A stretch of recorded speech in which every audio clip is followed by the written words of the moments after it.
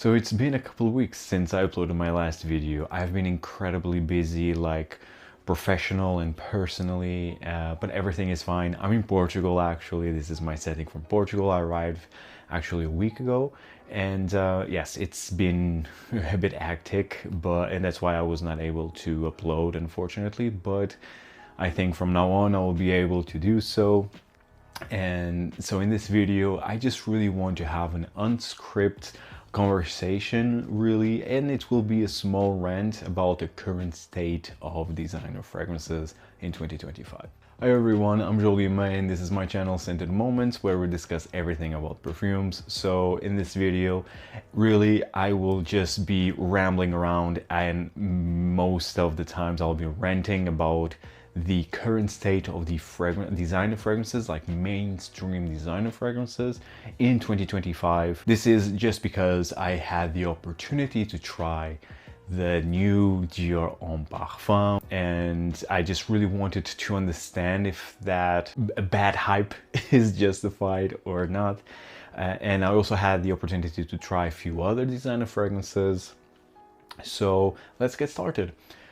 So I had the opportunity to try a few new designer fragrances when I was at Zurich duty-free airport, because there was a stop from Vilnius to Lisbon. I needed to stop in Zurich, and I stayed there for a couple of hours.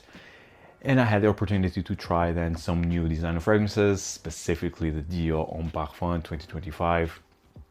And I have to say, every time a fragrance is reformulated or discontinued, a lot of people start to be a big fan of said discontinued or original formulation fragrance, when back then they didn't even care about it. So there is this almost like discontinued / reformulation syndrome, where people start to be a big fan and they start to rave and hype that discontinued fragrance, and they always trash the new fragrance that came to replace, or the new formula that replaced the original. It's this that really grinds my gears. It's one of the things that really grinds my gears in the fragrance community. So I really wanted to understand if all of that is justified or not.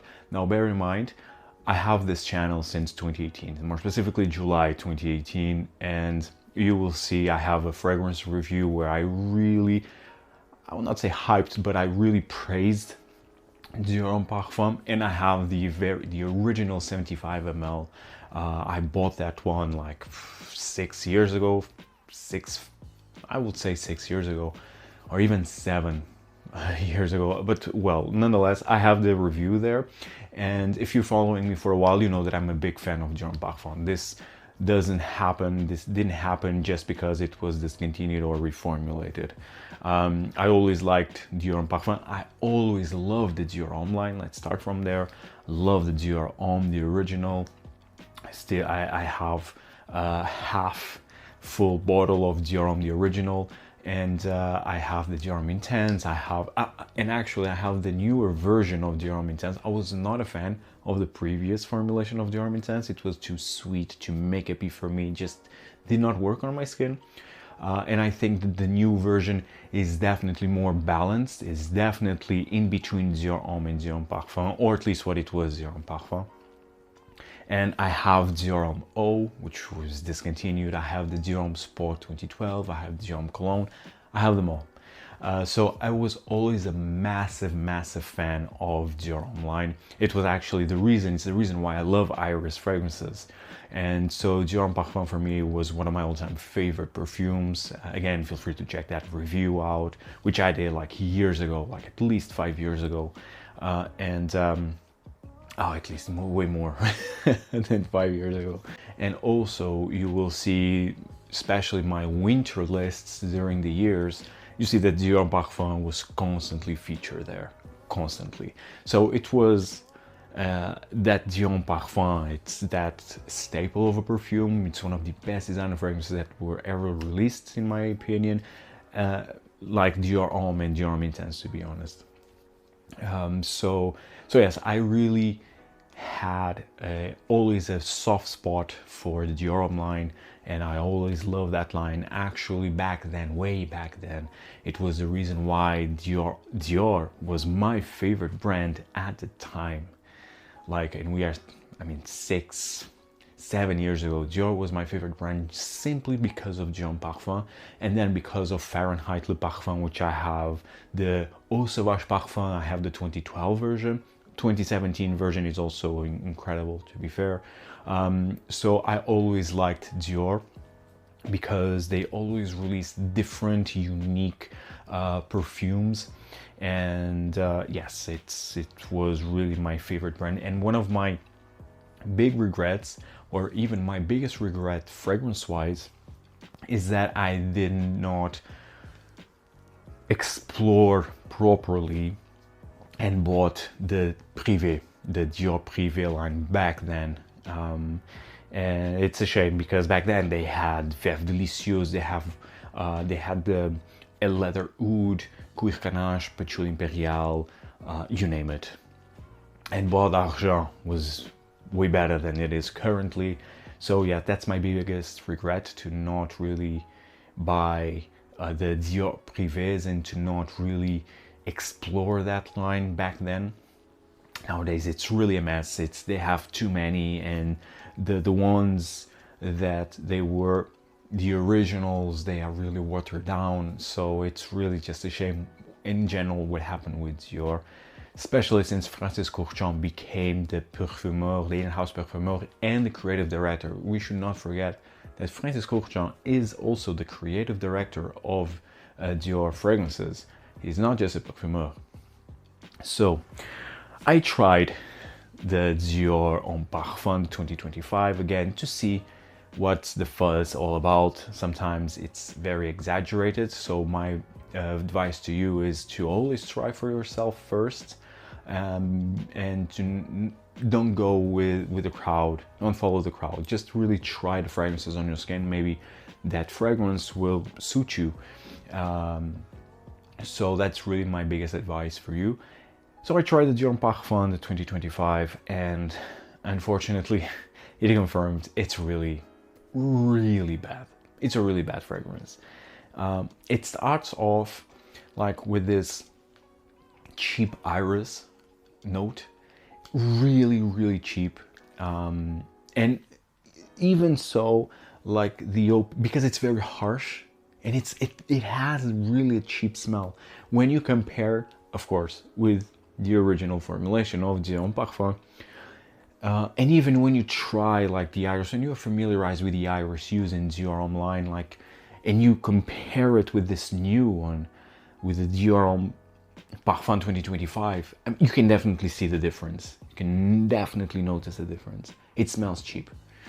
And despite that, there's still some similarities, like the DNA, it's still there of Dior Homme Parfum, like in the initial spray, in the initial blast. I mean, for the first couple of minutes, it's there. Like, okay, the iris is not as good, the quality is not as good, but the DNA, it's still there. However, as it develops, it really falls apart and into a Le Male type of perfume. Simply put, it's really a disaster of a fragrance. I don't even understand why they thought it would be a good idea to replace the masterpiece that is Dior Homme Parfum. Why they would not create just a brand new fragrance under a different name, just create a different line. But then again, they did the same with Dior Homme 2020, which is also like a bad fragrance in general. Although I will say that Dior Homme 2020 scent-wise is better than Dior Homme Parfum 2025. This just to say that Dior Homme Parfum 2025 is really that bad. It's really that bad.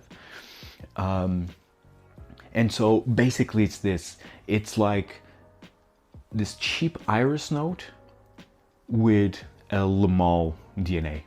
And when I say Le Male, I'm not talking about the original. I'm talking really about Le Male Elixir, like that sweet, musky, bubblegummy, bit lavender type of DNA. it's that. This is the new Dior Homme Parfum 2025. It's a disaster of a fragrance. It smells bad. It literally smells bad for me on my skin. So it's really one fragrance that I think it's just shows that Dior really shit the fan. They are low-key starting to be irrelevant to me. What they are doing with Dior Homme, it's really sad, to be honest. They are also rebottling Dior Homme Intense, and although that might seem a bit scary, but because usually when they change bottles, that also means usually they are reformulating it. But as I've been hearing, they will not reformulate Dior Homme Intense. It will remain as a good quality iris, cacao, musky fragrance. Hopefully they will not touch Dior Homme Intense. With the Dior Homme, although you still have Dior Homme the original, and it's literally called Dior Homme Original, and although it's still available, it's not discontinued, but it's incredibly hard to find. I mean, actually, when I was at Dior counter in Zurich duty-free airport, I was searching for Dior Homme Original because I would like to buy a new bottle, because my bottle of Dior Homme Original, it's really half empty, or even a bit more than half. So I just really wanted to have already a second bottle, but it wasn't available. And I never saw in a department store, either in Vilnius, either in Lisbon, Dior Homme Original. Never saw. I just see the Dior Homme 2020. That's the only Dior Homme that I see, and that's not Dior Homme. In the end, that's not Dior Homme. That's just a very different type of perfume that just carries the name of Dior Homme, unfortunately. So it's really sad what Dior is doing with the Dior Homme line in general. And in the end, while I was at the Dior counter, I was just like wandering around, lurking around, and I saw the last original Dior Homme Parfum in the 100 ml. It was the last unit. And that day, FOMO won. I ended up buying a backup of Dior Homme Parfum. I have the Dior Homme Parfum, the original 75 ml. I think that version is from 2016, if I'm not mistaken. I think it's 2016. This was originally released in 2014, created by François Demachy. And yes, I ended up buying this one. So if you don't know, I actually have this rule where I don't buy backups. I don't fall into the FOMO. I just refuse to do that. If a fragrance is discontinued, heavily reformulated, it's life. The brand decided to do that. There's many more fragrances to enjoy, especially within that specific category, either be iris, leather, tobacco. You have countless of amazing tobacco fragrances out there, or any other type of fragrance. You have so many fragrances out there. You don't need to be just sticking around one just because it's discontinued. And especially for me, I have almost 600 fragrances. Almost 600. Why I will be buying like backups of God knows what, just because it was discontinued, when I have so many brilliant perfumes, true masterpieces in my collection, which I can enjoy the same or even more. So what's the point of that? I mean, in the end, I will not finish my perfume collection in my lifetime. So yeah, it's really just, for me, all the FOMO about discontinued, heavily reformulated fragrances. I think it's not worthy to spend the energy and money on that. And also because then the prices go really crazy. They skyrocket, especially in Dior Homme Parfum case. I mean, this fragrance was just discontinued, and the prices are already insane. And I refuse to feed into that hype, to feed that FOMO. I just refuse. I mean, people are already charging 300 euros for the original 75 ml bottle of Dior Homme Parfum. Disgusting, really. And it's something that I don't agree with, and that's why I refuse to go within that flow.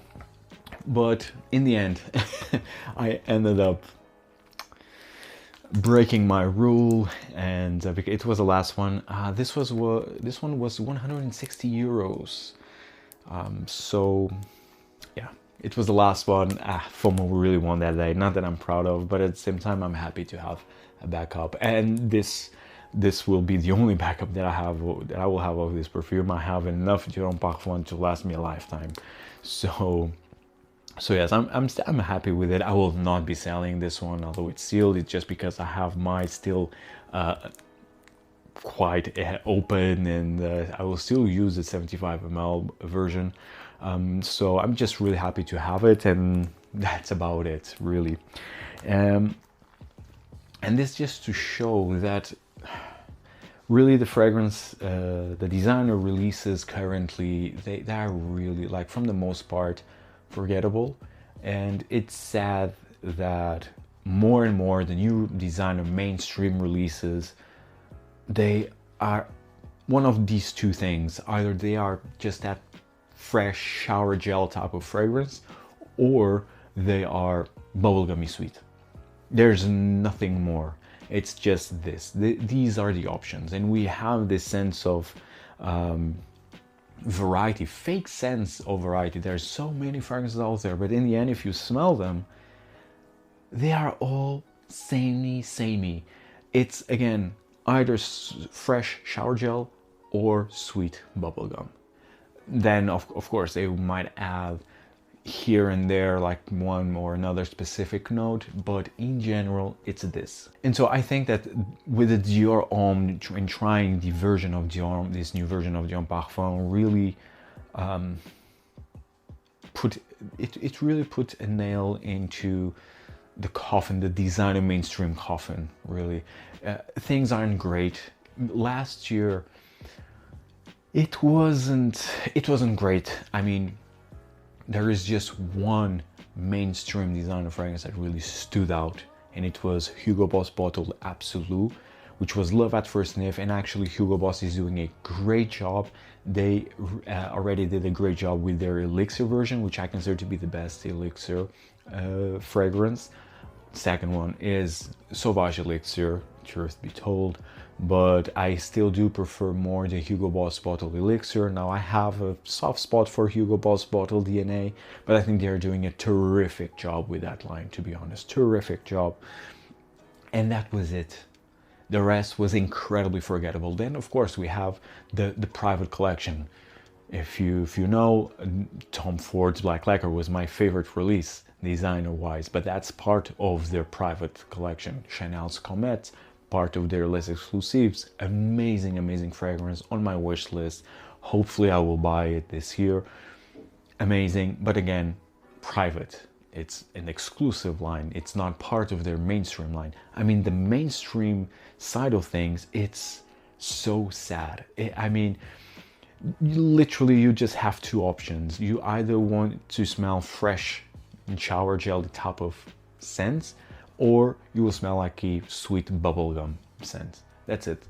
Like, basically the mainstream designer fragrances are, in a nutshell, divided by these two categories, unfortunately, with some very honorable exceptions. And I would say that those exceptions are what makes me still want to explore what's new in the mainstream realm of things. And for me, the exceptions are Hermès. I think Hermès is still doing a great job, even with their H24. I think it's very unique within the mainstream side of things. And they still have the Terre d'Hermès, they still have all the Un Jardin line. I mean, Hermès is doing a great job overall. And then we have Cartier, and I tried the new Cartier Déclaration de Parfum also at the duty free, and it was love at first sniff. I will definitely grab a full bottle of that. It's brilliant. Now, I'm a big fan of the DNA of Déclaration. I have the original Déclaration, I have Déclaration d'un Soir and Déclaration Parfum. That one is, it's the most unique take on the Déclaration DNA. And why? Because you have this heavy tea accord in there, very spicy, and I would say also a bit ambery. And actually that fragrance reminds me of an indie fragrance, or better saying, a fragrance from an indie brand. So that's just to say how unique and how good it smells.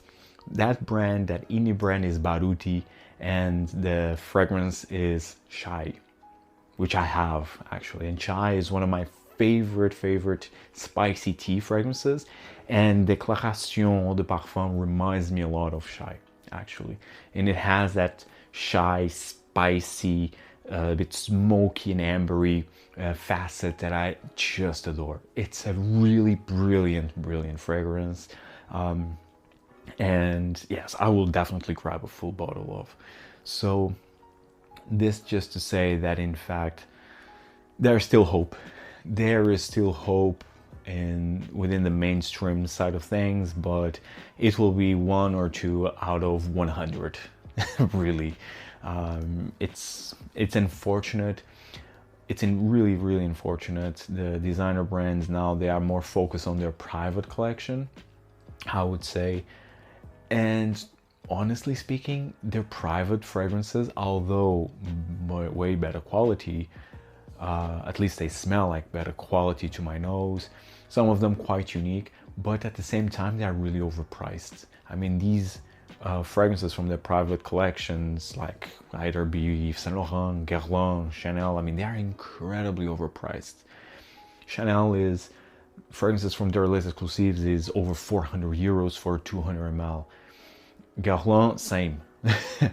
I mean, it comes to a point where, I mean, it's just not worth it at all.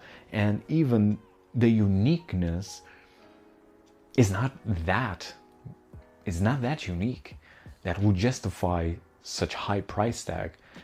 And from the most part, actually, I would say that when you smell their private collection of these mainstream designer brands, you will see that this could easily be part of their mainstream line, easily, but they chose not to, and they give us very basic formulations, very basic scents, part of their mainstream, which are then also extremely overpriced.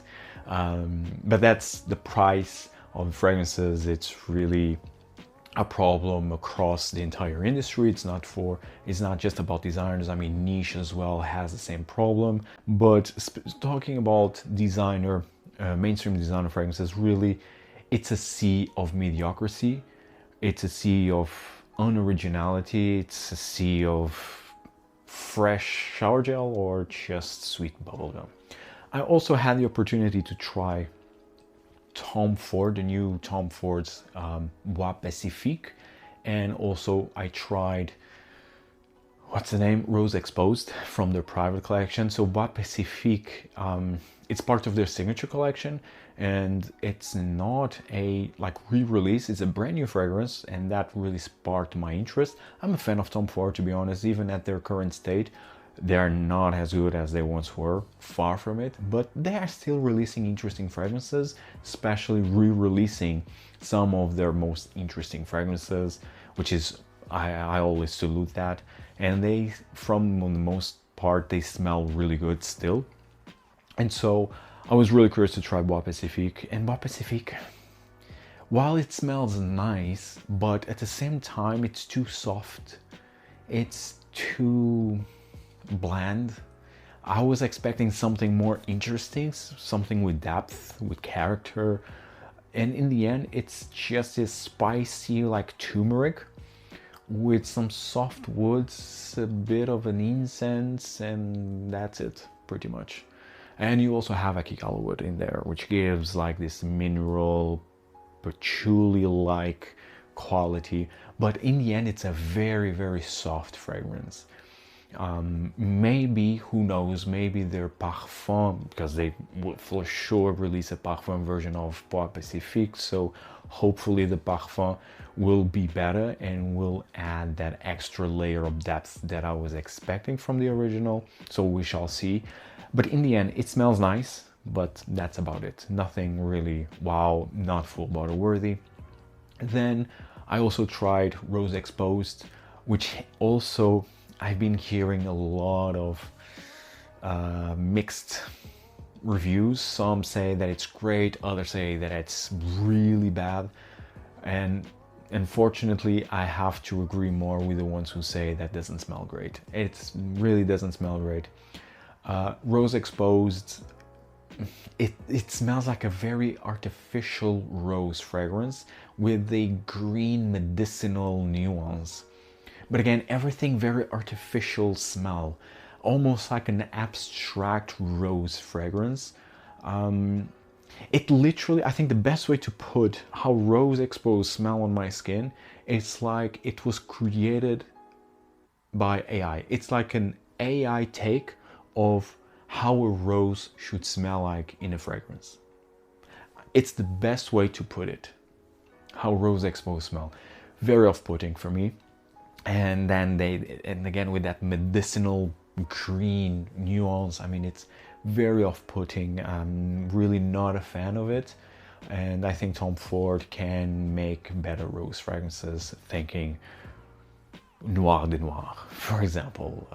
Even Café Rose is better, to be honest. Even Café Rose is better than Rose Exposed. So in the end, these two fragrances from Tom Ford as well, very forgettable, very, very forgettable. And this just really enhances more my rants and why I wanted to record this video. It's just so frustrating to see the state of the designer brands overall. It's just so frustrating. They are releasing, pumping out fragrances almost month by month. We are bombarded by new releases almost every month, and it's just mediocre. Everything smells mediocre, almost everything. At least we still have some brands that care about their fragrances, and that's why I think it's still worth it to explore designer brands. But from the most part, it's just everything very bland. And Tom Ford as well. I think Tom Ford still they still release here and there really interesting fragrances, Cartier, Hermes. I mean, I would love to include Chanel in this, but Chanel, especially from the men's side, it's irrelevant. I mean, their last designer fragrance that they released for men, it was Bleu de Chanel. And this was released in 2009. I mean, it's pretty much irrelevant, to be honest. Not even worth it to mention, because they're not releasing anything new for men, at least. They have for women the Gabrielle, which also it's okay. It's not something to rave about. So yes, I mean, then you have Guerlain. I mean, Guerlain, then we can say it's designer or not. I mean, they definitely have their mainstream collection with the L'Homme Ideal, which I absolutely love, to be honest. So they still are releasing interesting things, especially last year with their parfum of L'Homme Ideal, Habit Rouge and Vetiver. Amazing, amazing work there. But, and yeah, Guerlain can release as well. Very interesting things, I think. But that's about it, really. Nothing much going on, unfortunately. But, well, at least I was able to grab back up, broke my FOMO rule. And, yeah, we shall see what the rest of the year will bring us. In terms of designer releases, I don't expect anything, really. And, but still, we shall see. Guys, let me know in the comments down below if you like this rant that is now been going for maybe a long time. Thank you for sticking with me this far. Let me know in the comments down below what are your thoughts in the current state of designer fragrances, like especially the mainstream designer fragrances. You share my opinion that the majority is really mediocre, or in your opinion you think that it's not that bad. All opinions are welcome, because this is very subjective. All tastes are different, so I really welcome any opinion really. And if you find value in this video, hit the like button, subscribe, check out all the other fragrance contents that I have available, and see you in the next one. Take care, guys.